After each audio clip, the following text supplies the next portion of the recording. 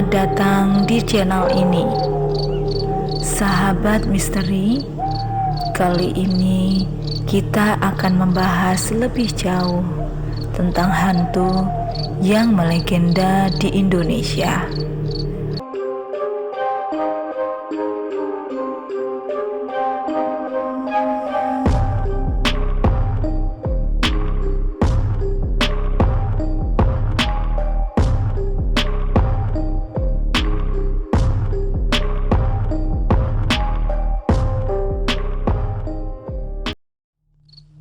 Selamat datang di channel ini, Sahabat Misteri.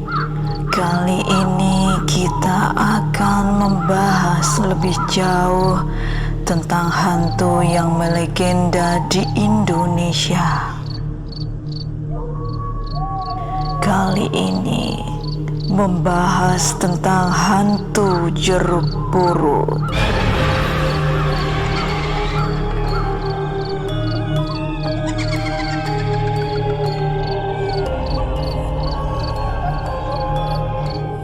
Kisah mistis tempat pemakaman umum Jeruk Purut yang melegenda itu sudah tidak asing di telinga masyarakat. Bahkan menjadi salah satu kisah horor paling terkenal di Jakarta. Cerita yang beredar di masyarakat, di tempat pemakaman umum Jeruk Purut terdapat hantu pastur kepala buntung.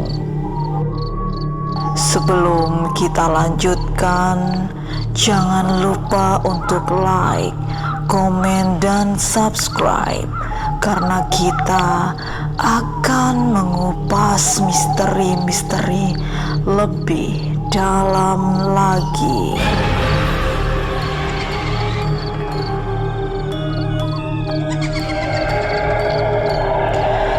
Tempat pemakaman umum sebenarnya dirawat dengan baik. Namun, pada tahun 1986, penjaga makam melihat hantu yang bergentayangan di sekitar pemakaman tersebut. Dikatakan jika hantu tersebut memakai baju menyerupai pastor serta membawa kepala dirinya sendiri yang dipegang dan diikuti oleh anjing hitam yang besar.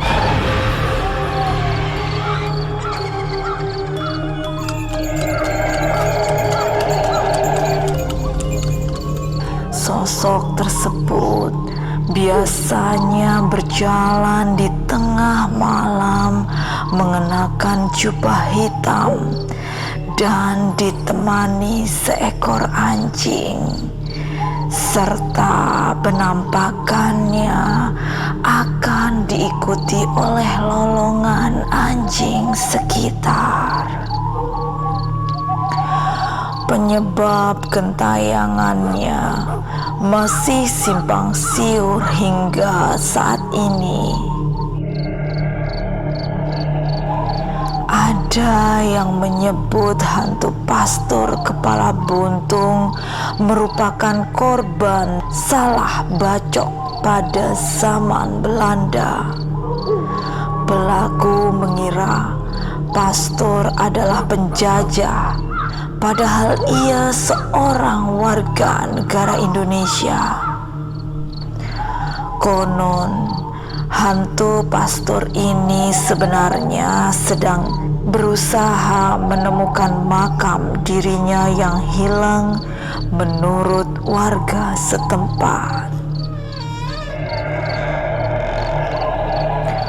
Diduga makamnya berada di tempat pemakaman umum Tanah Kusir dan bukan di TPU Jeruk Purut. Ada juga yang mengatakan bahwa jika kepala hantu pastor ini buntung karena dipenggal oleh musuhnya pada zaman dahulu.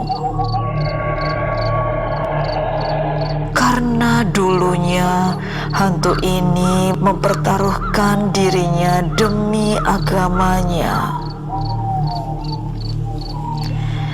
Cerita mistis ini semakin menyebar luas dengan hadirnya tempat-tempat yang dipercaya akan adanya kemunculan sosok makhluk yang tak kasat mata ini.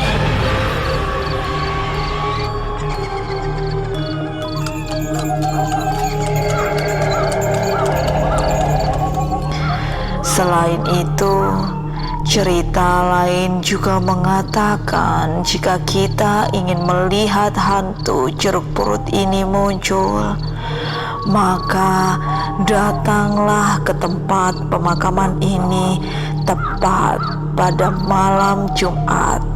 Tentunya dengan jumlah orang yang ganjil seperti 1, 3, 5, dan seterusnya.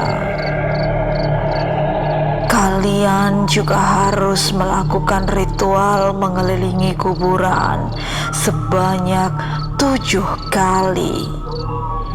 Maka hantu berpakaian pastor dengan kepala buntung ini akan muncul di hadapan Anda.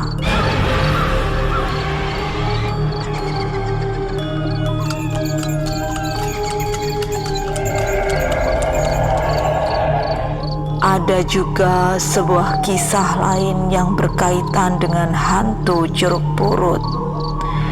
Ceritanya, ada 3 pemuda yang pulang dari suatu acara.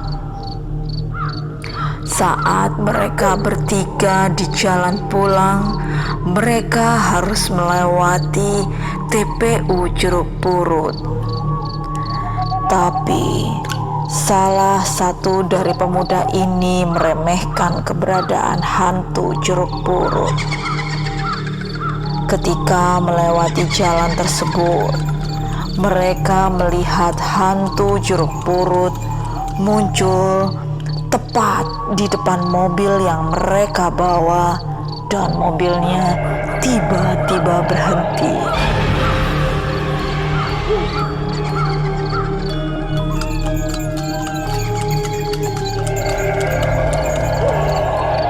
Mobil itu pun tidak bisa dijalankan dan mereka ketakutan setengah mati.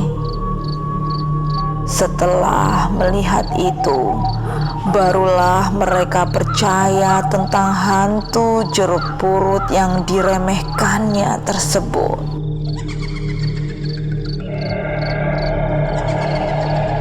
Setelah kejadian itu juga, hal buruk pun menimpa mereka. Sampai sekarang pun, cerita ini masih dipercaya, dan ketika masyarakat mau melihat hantu ini, datanglah dengan jumlah orang yang ganjil.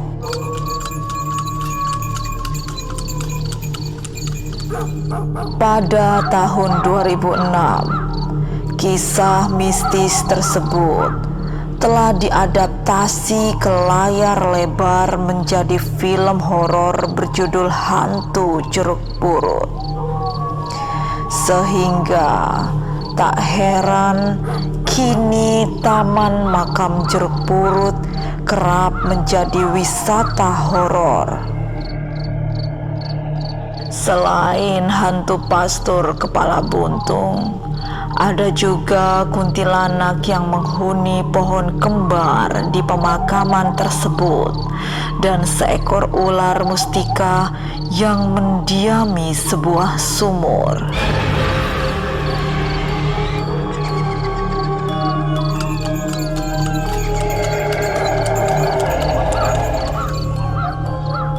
Ada satu cerita mistis yang dialami oleh Ihsan dari Jakarta.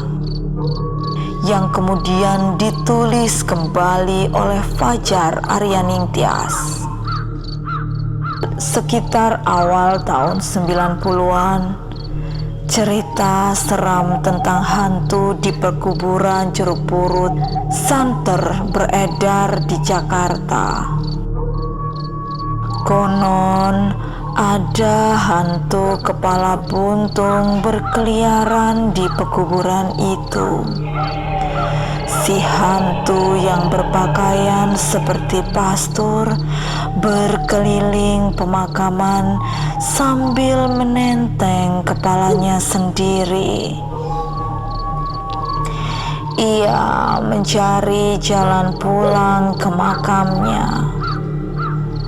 Bukan hantu itu yang saya temui di sana. Makhluk yang saya temui bukan mencari jalan pulang. Ia ingin membalas dendam. Seperti ini ceritanya. Seperti kebanyakan anak muda, saya dan 4 kawan saya ingin mencari sensasi seru. Setelah mendengar cerita hantu Jeruk Purut, kami segera susun rencana membuktikan tidak ada sosok seperti itu di dunia ini. Caranya dengan mengikuti syarat yang diceritakan orang-orang. Harus datang ke pekuburannya di tengah malam Jumat dengan jumlah orang ganjil, kata Putra, menirukan cerita yang didengar dari kawannya. Atas nama kesetiakawanan dan kegagahan, saya iakan ajakan mereka untuk ke pekuburan itu di tengah malam Jumat. Rasanya akan seru dan aman-aman saja.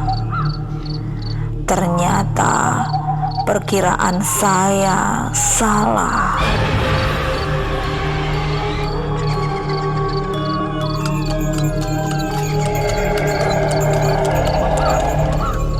Cuma bisa sampai sini nih mobilnya, kita jalan aja ke dalam, kata Putra. Kami berempat berpandangan tak yakin. Waktu sudah cukup larut, gelap, pekat, dingin, dan sejujurnya saya lumayan takut. Ah, penakut amat sih. Ngapain juga ikutan kalau nggak ke dalam, ketus Putra. Alhasil kami berlima turun dan mulai menyusuri pemakaman. Sekitar 10-15 menit berjalan kaki, Putra mulai mengeluh. Hah, nggak asik, cuma gini aja nih. Mana tuh pastor kepala buntung? Takut kali sama kita. Kuntilanak kek minimal, genderuwo kek. Hah, udah balik aja lah, kata dia sambil menginjak-injak kuburan yang dilewati. Kami pulang dan menginap di rumah Putra dan tidur di lantai kamarnya. Tengah malam, ia mengigau dan terbangun berteriak. Katanya ia mimpi buruk.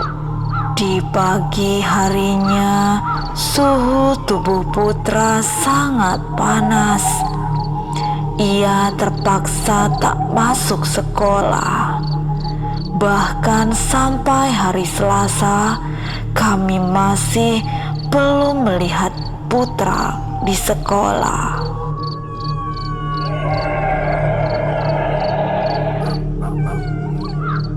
Put, lo kenapa gak masuk lama banget? Tanya saya sebelum pelajaran dimulai. Demam, jawabnya lemah sambil menatap lantai. Masuk angin kali ya waktu itu. Udah sembuh loh? Tanya saya lagi. Dia diam sambil terus menatap lantai tanpa berkedip. Put, lo gak apa-apa kan? Tanya saya serius. Gue gak bisa hilangin bayangan wajah di mimpi gue. Dari malam Jumat itu, mimpi gue masih sama, kata dia. Mimpi apaan? Saya mulai heran. Laki-laki tinggi, hitam, lehernya ada bekas sayatan dalam, kata dia. Ah, lu mah masih soal hantu jeruk purut ya? Tahu ah, kata saya seraya pergi meninggalkannya. Hingga sepekan sejak kejadian itu, Putra masih bertingkah aneh. Tak lagi berisik seperti biasanya. Bahkan diam dan menatap nanar. Kulitnya juga pucat dengan area mata menghitam. Di kantin saat kami duduk berseberangan, ia bahkan sempat menunjukkan kemampuan baru. Ia menggerakkan gelas tanpa menyentuhnya sama sekali. Katanya itu belum seberapa. Lama-lama makin terasa ada yang aneh dengan Putra. Ia juga sering marah-marah tidak jelas. Ada yang aneh sama Putra ya? Kata Pak Andi, guru olahraga, kepada saya di sisi lapangan sambil menatap Putra dari kejauhan. Aneh bagaimana Pak? Tanya saya berlagak tidak tahu. Saya rasa dia nggak seperti Putra yang saya kenal. Coba ajak dia ke kampus saya nanti malam sekitar jam 8 ya, kata Pak Andi. Setelah mengobrol dengan kawan-kawan, saya baru tahu Pak Andi memang mendalami urusan spiritual. Saya dan teman-teman sepakat mengantar Putra ke kampus tempat Pak Andi belajar. Lokasinya di pusat Jakarta. Makin dekat kampus itu, Putra yang kami ajak tanpa bilang alasan sebenarnya mulai bertingkah.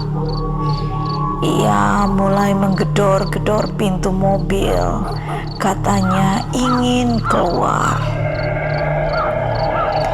Kami coba tenangkan dengan bilang ada latihan tambahan oleh Pak Andi. Ia tenang sebentar, meski napasnya tetap memburu. Kami menunggu sekitar 10 menit di lapangan basket. Pak Andi datang dengan 2 orang temannya. Ia menyuruh kami memegangi tangan Putra sementara ia mengucapkan kalimat-kalimat yang tak tahu bahasa apa. Putra berontak dengan bicara dengan suara berat yang aneh. Mau apa? Kamu siapa? Mau apa kesini? Tanya Pak Andi.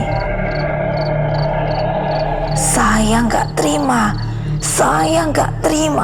Saya nggak terima. Begitu terus yang keluar dari mulut Putra. Nggak terima apa? Kenapa kamu diam di dalam badan Putra? Tanya Pak Andi.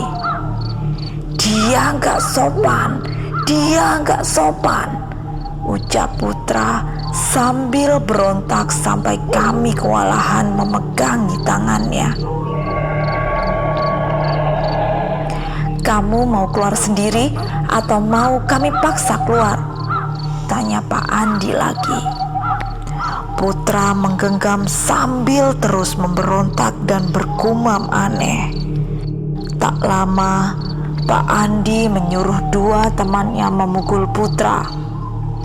Setelah menerima pukulan bertubi-tubi, Putra tiba-tiba lunglai dan muntah-muntah.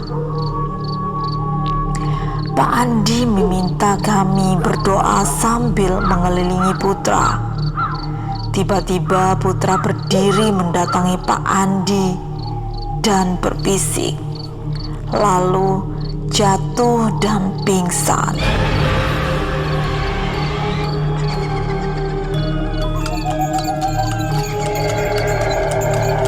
Saya dan seorang teman merasakan ada angin seperti orang berjalan melewati kami, dan terdengar suara ada yang melewati rumput ilalang di dekat lapangan itu. Kami angkat Putra ke mobil. Di perjalanan, ia terbangun, bertanya apa yang telah terjadi. Kami ceritakan yang sudah terjadi. Ia hanya bilang tiap kali menutup mata, sosok laki-laki dengan leher tengkurap terus muncul di kepalanya, berkata hal-hal yang mengancam. Tak lama, ia tidur lagi hingga kami antar ia ke rumahnya. Esoknya Putra sudah kembali ke sekolah dengan wajah lebih normal. Pak, kemarin Putra bilang apa sebelum pingsan? Tanya saya ke Pak Andi. Katanya siapapun yang malam itu ke Jeruk Purut mencoba datang lagi, keluarnya sudah tidak dalam keadaan hidup lagi. Jadi kamu dan teman-teman lebih baik gak kesana lagi ya, kata Pak Andi.